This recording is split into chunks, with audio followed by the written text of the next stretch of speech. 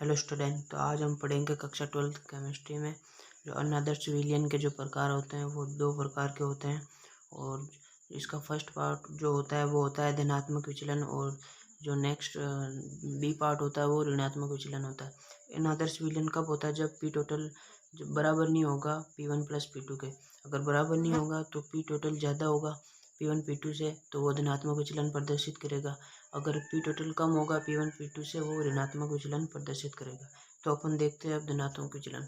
तो देखो, P total बड़ा ज़्यादा होता है P1 प्लस P2 से, और अगर पी टोटल ज़्यादा होगा P1 P2 से, P1 का मान भी ज़्यादा होगा P1 0 और x1 से, P2 का मान होगा P2 0 x2 से। और जो आयतन होगा वो भी पॉजिटिव आएगा, जो एनर्जी होगी वो भी पॉजिटिव आएगी। और इसका जो एग्जाम्पल है वो एथेनॉल प्लस एसीटोन, और सेकंड है कार्बन टेट्राक्लोराइड प्लस टोलुइन।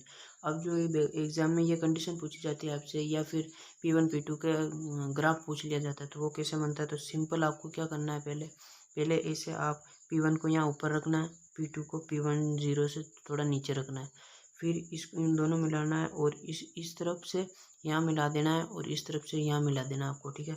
और नीचे क्या लिखना है? यहाँ पे लिखना है x1 बराबर 1, x2 बराबर 0। इधर जाएगा तो x1 का मान 0 हो जाएगा, 1 से 0, और यहाँ 0 से 1 हो जाएगा। अब क्या करना, अगर सब धनात्मक आ रहे हैं ना, तो ये देखो धनात्मक ऐसे ऊपर बनेगा, सब जो लाइन है उससे ऊपर बना दो। तो ये वाली लाइन है तो इससे ऊपर ये बनेगा, जो ये वाली लाइन तो इससे ऊपर ये बनेगा, और ये वाली लाइन तो इससे ऊपर ये बनेगा। और ये लाइन कौन सी? ये है पी टोटल बराबर P1 प्लस P2 की। ये है जो P2 और समानुपाती x2 और P1 समानुपाती x1 की जो है। अब अपन जो है ऋणात्मक विचलन प्रदर्शित करते हैं। आपको वीडियो से अच्छा लगा तो लाइक भी करते रहना, ठीक है। अब अपन देखेंगे नेक्स्ट जो है ऋणात्मक विचलन। ऋणात्मक विचलन मतलब कैसे होगा कि पी टोटल बराबर नहीं होगा P1 प्लस P2, तो P1 प्लस P2 का मान पी टोटल से ज़्यादा होगा। अगर ये इसका मान ज़्यादा है मतलब P1 का मान कम होगा P1 0 और x1 0, और P2 का मान भी कम होगा P2 0 x2 से।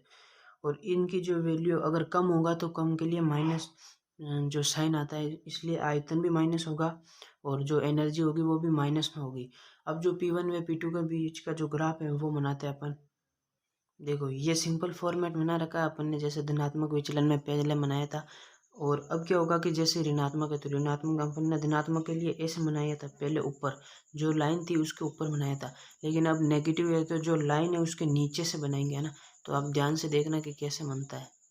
तो सबसे पहले अपन जो है P2 x2 का बनाते हैं, तो इसका ये बनेगा ऐसे,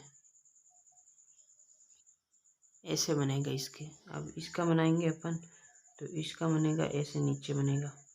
और अब इसका बनाएंगे तो इसका भी ऐसे नीचे बनेगा। तो ये जो बना है ना,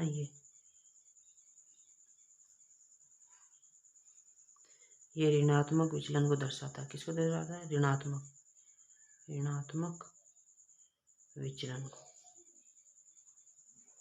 विचलन को दर्शाता है, ठीक है। ये आपको ध्यान में रखना। अभी देखो, आप सोच रहे होंगे कि देखो यहाँ x1 का मान 0 है, सॉरी x1 का मान 1 है, x2 का मान 0। जब ये x1 का मान, जब ये रेखा इधर जा रही है तो x1 का मान 0 हो रहा है। कैसे? देखो, ये P1 0 तो x1 भी यहाँ पे हो गया, तो इसका मान हाई ऊंचाई पे है, मतलब 1 मान लो। अब इधर आ रहा है तो 1 0, तो ये लाइन देखो नीचे आ रही है यहाँ से, मतलब x का मान गिर गया। अब x2 का मान ये देखो ऐसे नीचे, यहाँ से नीचे मतलब 0। अब यहाँ देखो यहाँ से x2 का मान ऊपर बढ़ रहा है, मतलब x2 का मान 1 हो गया, मान बढ़ गया। ये होता है। अब अपन नेक्स्ट में जो देखेंगे क्वथनांक क्वथनांक में उन्नयन देखेंगे, जो अनुसंख्या गुणधर्म की प्रॉपर्टी होती है, ठीक है। तो मिलता है नेक्स्ट वीडियो में। वीडियो अच्छा लगा हो तो लाइक करना, और चैनल पर नए तो सब्सक्राइब करना।